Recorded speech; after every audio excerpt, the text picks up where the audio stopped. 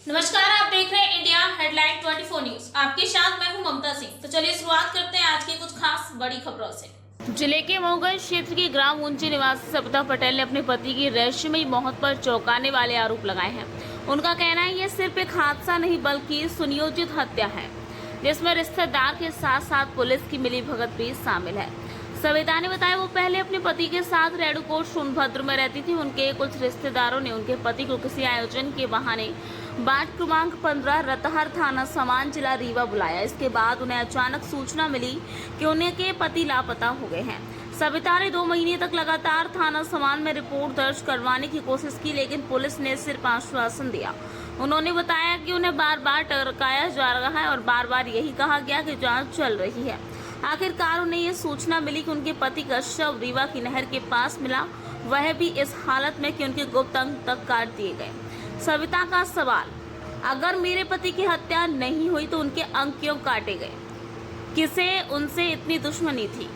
उन्होंने ये भी बताया कि उन्होंने सीएम हेल्पलाइन पर शिकायत की थी, लेकिन पुलिस ने उन पर दबाव डालकर शिकायत को बंद करवा दिया। सविता ने जिन लोगों पर शक जताया उनके नाम पुलिस को दे दिए गए, लेकिन अब तक किसी की भी गिरफ्तारी नहीं हुई। उनका कहना है कि सभी आरोपी खुलेआम घूम रहे हैं और पुलिस सिर्फ कागजी कार्रवाई कर रही है। अब सवाल ये उठता है कि क्या सविता को मिलेगा न्याय? क्या दोषियों को सजा मिलेगी या फिर ये मामला भी बाकी मामलों की तरह फाइलों में दब जाएगा? सविता का दर्द सिर्फ उसका नहीं बल्कि उन तमाम महिलाओं का सवाल है जिनके पति रहस्यमयी हालत में मारे जाते हैं और फिर फाइलों में सुला दिए जाते हैं। प्रशासन को अब कड़ा कदम उठाना होगा। दोषी चाहे जितना भी ताकतवर क्यों न हो, उन्हें सजा मिलनी चाहिए। मऊगंज जिले के लौट थाना में इस समय हम मौजूद हैं। आपको बता दें ग्राम ऊंची में। अब आपको बता दें, जिस तरह से आरोप लग रहा है, इस मृतक की पत्नी द्वारा आरोप लगाई जा रही है कि कोई कार्यक्रम न होने से मेरे पति को बुलाया गया और साजिश रची गई और मृत्यु का कारण बने हैं। आपने वो मंजर ये मंजर देखी है, आपने वो कहानी सुने होंगे, लेकिन आप जिस तरह से ये बता रही हैं कि थाना प्रभारी द्वारा कोई कार्रवाई नहीं हुआ है, अगर होता तो आज मेरे पति जीवित होते। इनके पास 2 बच्चियां हैं, लेकिन खिलाने वाला आज कोई नहीं है। एक बूढ़े हैं, खिलाने वाला कोई नहीं है। आपने मऊगंज में गल्ला कांड सुना होगा। मऊगंज में दो बच्चियों को फांसी, एक बेटे को फांसी झूलते देखा होगा। एसपी कलेक्टर को तबादले देखा, लेकिन ये कहानी आपको मैं दिखाने जा रहा हूँ जो शासन प्रशासन के रूह कांप जाएंगे। यहाँ पर मैं खड़ा हूँ, मेरे रोगट खड़े हैं, लेकिन अब आपको मैं उस महिला से पूरी कहानी सुनाऊंगा जिस तरह से महिला रोती बिलखती हुई और अपने 2 बच्चियों के साथ फोन पर मुझसे जानकारी दी। मैं यहाँ पर मौजूद हूँ और आपको पूरी कहानी सुनाता हूँ। इसके बाद थाना प्रभारी ने आखिर इनके साथ क्या किया, लौट थाना प्रभारी को फोन लगाया गया, लेकिन अभी तक यहाँ पर मौजूद नहीं है। मैं पूरी जानकारी लेता हूँ। आपका पहले बताइए नाम क्या है? मेरा नाम सविता पटेल। आप कहाँ की हैं? मैं गाँव ऊंची है।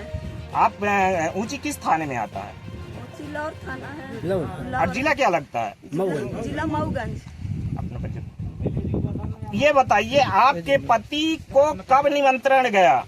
उन लोग 26 को दिए थे। 26 को कोई 26 मार्च 26 अप्रैल किस तारीख को, किस महीने में? फरवरी में। 26 फरवरी। हाँ। 26 फरवरी से आपके पति लापता है। हाँ, मेरे पति 26 फरवरी से लापता है। तो आपने थाने में FIR कराई थी? मैं FIR की हूँ समान थाना में। समान थाना के पुलिस कुछ कार्रवाई नहीं की। उन लोग उल्टा हमारे नाम FIR करने को बोल रहे थे। कौन कर रहा था आपके नाम FIR? ब्रिजेश एसआई बोला कि हम तुम्हारे नाम उल्टा FIR करेंगे, तुम अगर कुछ बोलोगी। हम 181 में फोन लगाते थे, तू ब्लैकमेल करके हमारा कंप्लेन वापस लेवाते थे। उल्टा हमारे नाम FIR। क्या आपके पास सीएम हेल्पलाइन का कंप्लेन नंबर भी है? जी, मेरे मोबाइल में अगर होगा तो हमारे में है। हाँ, मैं कर। वो क्या फोन लगा के आपको क्या बताते थे कि किस तरह फोन लगाते थे और दबाव बनाते थे कि? समान थाना के पुलिस लगाई। रवि शंकर द्विवेदी बोला। हम बोले कौन बोल रहे हो? तो कैसे हम रवि शंकर द्विवेदी समान थाना से बोल रहा हूँ। तुम अपना हेल्पलाइन नंबर में क्यों बार बार कंप्लेन कर रही हो जब समान थाना में है? जब समान थाना मेरा कोई कार्रवाई नहीं किया। नहीं, आज मेरे पति जिंदा होते, कल भी बॉडी मिली तो मैं फोन लगाई। समान थाना के पुलिस बोल रही गाड़ी लेके आओ तब हम चलेंगे तुम्हारे पति को देखने। ये कौन बोला आपसे? कौन ऐसा बोला? मुंशी से बात करा रहे थे। अब वहाँ तो हम थे नहीं कि मुंशी है कि कौन है। नहीं तो आपके पति जब आप कहाँ रहती थी? आप मतलब मैं कहाँ रहती थी? रेणुकोट में रहती थी। रेणुकोट किस जिले में आता है? सोनभद्र। सोनभद्र। वहाँ से आपके पति शिवपुरी थाना सोनभद्र। आपके पति किस तारीख को निकले हैं? मेरे पति 23 फरवरी को निकले हैं। 24 फरवरी को 5:कुछ में रीवा पहुँचे हैं। आपको आपके आखिरी फोन से बात कब हुई थी पति 25 से? तारीख को 7:07 में 13 मिनट 13 सेकंड। इसके बाद आपको सूचना कब मिलती है कि आपके पति गुमशुदा हो गए? 26 तारीख को 2 बजे बताए हैं उन लोग कि आप देखा तो हमारे पति गांव तो नहीं गए। हम बोले मेरे पति गांव नहीं जा सकते हैं मुझे बिना बताए। नहीं, कौन बोला कि आपके पति गांव नहीं गए? दिलीप पटेल, समयलाल पटेल बोले। हम बोले कि नहीं गए हैं। तो प्रेम बोली कि नहीं दीदी एक बार पता करिए शायद जीजा गांव गए हो। मैं अपने देवर में फोन लगाई। देवर बोले नहीं भाभी भैया गांव नहीं गए हैं। तो मेरा भाई फोन लगाया कि दीदी कुछ नहीं हुआ है, जीजा का अपहरण हुआ है। नहीं तो आप वहाँ से रेणुकोट से कब आती हैं यहाँ? मैं 26 को सुनी, 26 को चली रात में, 27 को सुबह 10 बजे पहुँची। तो 10 बजे आप अपने मायके जाती हैं? मायके रीवा गई हूँ, उसी के घर। मैके नहीं गई हूँ। अच्छा। जहाँ से गुम हुए हमारे पति मैं वहीं गई थी। वहीं हाँ बोलिए आप। वहाँ गई लोग हमारे पति को यहाँ से हटा ले गए। 27 को उन लोग भी, 28 को रात को सब निकल लिए नागपुर। कोई कार्रवाई पुलिस नहीं की। समान थाना के कुल पैसा खा ली थी। हम इतना दौड़े। थाना में आप कितनी बार गई? मैं थाना में 100 बार गई होंगी। एसपी ऑफिस गई मैं। जिस तरह इनका मंजर बता रहा है, लाडली लक्ष्मी योजना, लाडली बहना योजना, ये इस समय हमारे साथ खड़ी है। जिस तरह से मुख्यमंत्री मोहन यादव बड़ी बड़ी बातें करते हैं, बकाया आप ग्राउंड जीरो में देख रहे हैं कि एक लाडली बहना किस तरह से बिखलती हुई देख रहे हैं। आपको बता दें कि जिस तरह से ये समान थाना में बता रही हैं कि 100 बार गए और इनका सीएम हेल्पलाइन भी कंप्लेन वापस लेने के लिए दबाव बनाया गया। आखिर शासन प्रशासन किस नजरिए से देख रहा है इनको और किसकी साजिश हो सकती है, और आगे की कहानी हम आपको सुनाते हैं इन्हीं के जवानों से। अब ये बताइए आपको लाश कब मिली? लाश कल मुझे परसों रात को पता चली। एक मेरी मौसी रहती, तू लगाई, उसके बच्चे गए होंगे घूमने उमने, तो मैं कपड़ा बताई थी, तू फोन लगाई कि इस कपड़े में ठंडी का कपड़ा है। हम बोले हाँ यही कपड़ा है। तो फिर मैं वहाँ, मेरा भाई बोला, हम बोले पापा को कि आप जाइए पता करिए, मैं यहाँ से चल रही हूँ। ये गए तो दिखे तो बॉडी वही थी, कपड़ा वही था। अब बॉडी तो पूरी नहीं तो आपके पति को बताया जा रहा है कि प्राइवेट पार्ट नहीं है। ये हो सकता है कि 2 महीने से नहर में डूबने के कारण हो सकता है। एक बात सुनिए, नहर में 2 महीना कोई इंसान, हम भी डूबेंगे तो नहीं रह पाएंगे, मछली खा डालेगी। नहीं तो आपका आरोप है कि उनका प्राइवेट पार्ट काट लिया गया है। प्राइवेट पार्ट काया उन लोग रखे थे अंदर। अब जानिन कि नहीं बच पाएगा। मैं रोज थाना दौड़ रही थी, वहाँ से दबाव लगा रही थी। जब वहाँ से दबाव दे रहे थे इन लोग ये किया कि इसको कहीं फेंक दीजिए कि इन लोग को कुछ प्रूफ मिल जाए। आपने एसपी साहब से भी क्या शिकायत की? मैं एसपी से बोला कि समान थाना में मेरा कंप्लेन है, कोई कंप्लेन नहीं सुन रहे आप लोग, मेरा क्यों मदद नहीं कर रहे। हम बच्चा लेके कहाँ जाए, छोटे छोटे बच्चा लेके, तो नहीं सुन रहे थे। जी के साथ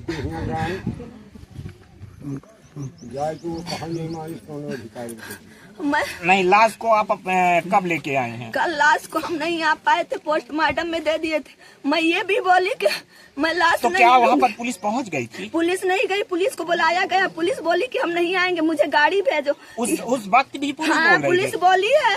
मुंशी से बात करा, मुंशी था कौन था, बोली कि गाड़ी भेजो लेके आओ, तो हम चल रहे हैं। पुलिस आज तक मेरे समान थाना के पुलिस आज तक मेरे पास नहीं आई, कोई कार्रवाई नहीं की है। आप सरकार से क्या मांगे करते हैं? मैं सरकार से मांगती हूँ कि मुझे इंसाफ चाहिए, मेरे दोनों बच्चे का खर्चा मुझे चाहिए, मुझे कौन पालने वाला है।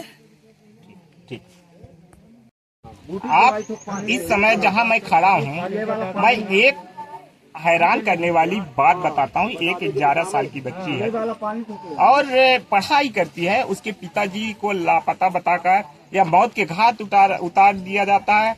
और जिस तरह की उनकी माता बता रही है, मृतक की पत्नी बता रही है कि पुलिस द्वारा लापरवाही के। बेटा, मैं आपसे जानना चाह रहा हूँ, आपके पिता से कब बात आखिरी बार हुई? 25 की रात में 7 बजे। क्या बोले थे आपसे? हम नहीं थे, हमारी बात हुई थी मम्मी और नहीं तो आपसे कब बात हुई थी आखिरी बार? मेरी आखिरी बात घर सुबह में? हुई थी। कितने तारीख को? 25 तारीख को। 25 फरवरी को हुई थी। हाँ। तो आपको कैसे पता चला कि मेरे पापा कब लापता हो गया? मेरे को 25 से जब हम लोग रात में तो ऐसे बताए किसने बताया था? रात मतलब कुछ फोन स्विच ऑफ बताने लगा था। अच्छा, फिर पापा का फोन स्विच ऑफ बताने लगा था। तो हम लोग सोचे ऐसे ही होगा, चार्ज नहीं होगा। फिर सुबह जब 12-1 बजे तक इन लोग बोले घूमने गए होंगे तो वापस आ जाएंगे। जब पता नहीं चला, फिर वो लास्ट में रात में बोले कि नहर में जाते हुए देखे हम लोग।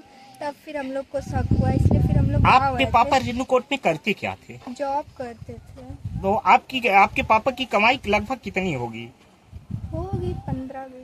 15,000 रुपए। 15,000 में पूरे परिवार का खर्चा चलाते थे। 30,000 रुपए 15,000 रुपए में पूरा खर्चा चलाते थे। आप लोग कितने बहन हैं? मेरी तो एक और बहन है, मैं और मेरी। तो आपके जहाँ कार्यक्रम था तो आपको पता था कि पापा यहाँ जा रहे हैं? हाँ, हमको पता था। क्या वास्तविक में बेटा वहाँ कार्यक्रम था? हाँ था, पर 26 को नहीं था। 26 को नहीं था। जिस तारीख को बुलाया गया उस तारीख का कार्यक्रम नहीं था, यही कहने का मतलब है तुम्हारा। तो बेटा आप किस क्लास में पढ़ाई करती हो? मैं अभी 9th में गई हूँ। 9th में गई हो। आप किसके ऊपर आरोप लगाती हो कि हमारे पापा की किसका हाथ हो सकता है इसमें? उस घर में जितने लोग हैं, खास करके दिलीप कुमार और समयलाल पटेल और हीरा पटेल, पंकज पटेल, प्रेमलाल पटेल, उन्हीं सबका किया धरा है। अब तो आपके पापा गुजर गए हैं। हाँ। ये तो हैरान करने वाली बात है। मैं भी आपसे जिस तरह से पूछ रहा हूँ मेरे रोमे खड़े हो चुके हैं। बेटा मैं जानना चाहूंगा आपको कौन लालन पोषण करेगा? आपके पापा गुजर गए, क्या मांग करती है सरकार से? मैं मांग करते हैं कि मेरे को इंसाफ मिले। जो जितना मेरे को वो लोग दे, मेरे को जितना मेरे को चाहिए मेरे को दे उन लोग। जो आपकी पढ़ाई की खर्चा है, पालन पोषण के खर्चा है, वो सरकार से आप मांग करती हैं, यही आपका कहने का मतलब है। हाँ। तो आप जो अपराधी हैं उनको क्या मांग करती हैं? उनको हम ये चाहते हैं उनको फांसी हो जाए। फांसी। जिस तरह से लाडली लक्ष्मी बहना, आप सवाल देखिए, सरकार कह रही कि लाडली लक्ष्मी बहना को मैं 1,18,000 रुपए दूंगा, लेकिन उससे पेट भरने वाला नहीं है। जिस तरह इनके पिता गुजर गए 15,000 रुपए में उनका घर चलता था, परिवार चलती थी, उनके बूढ़े पिता थे, पागल भाई एक है। मैं कहना नहीं चाहता, मैं इस हैरान करने वाली बात को सरकार से मांग करता हूँ। इस बेचारी लाडली को देखिए जिस तरह से रोती हुई बिलखती हुई है। मैं सरकार से दरखास्त करूंगा कि ऐसे बहनों को, ऐसे बेटियों को इंसाफ मिले और इनकी जो खर्चे हैं पढ़ाई की, ये कुछ बनना चाहती हैं आगे जाके, इनका खर्चा पूरा सरकार उठाए। मैं आगे भी आपको इसी विषय में कहानी बताऊंगा। ठीक बेटा। भैया जिनकी मृत्यु हुई है उनके आप रिलेशन में कौन लगते हैं? साले लगते हैं। आपका क्या नाम है? लंकेश कुमार पटेल। आप किस थाने से हैं? गुड़ थाने से।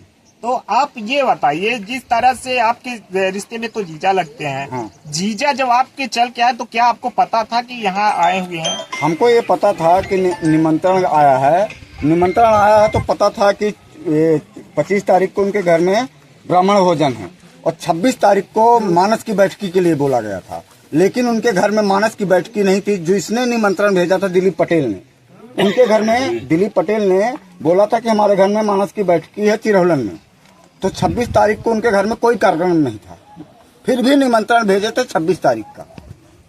तो ये बताइए कि 26 तारीख को उन्होंने निमंत्रण भेजा और आपके जीजा का लापता कब होता है? 25 तारीख को। 25 तारीख को दिन में या रात में? रात में। रात में। तो आपको क्या पता चला कि मेरे जीजा गुमशुदा हुए? हाँ नहीं, हमको 3 बजे करीब में दिलीप पटेल फोन लगाए 26 तारीख को। 26 तारीख को आपको 3 बजे पता चलता है कि मेरे जीजा गुम हुए हैं। गुम हो गए। इसके बाद आपने क्या किया? इसके बाद मैंने दिलीप पटेल को ये बोला कि आप जाके समान थाने में FIR करिए।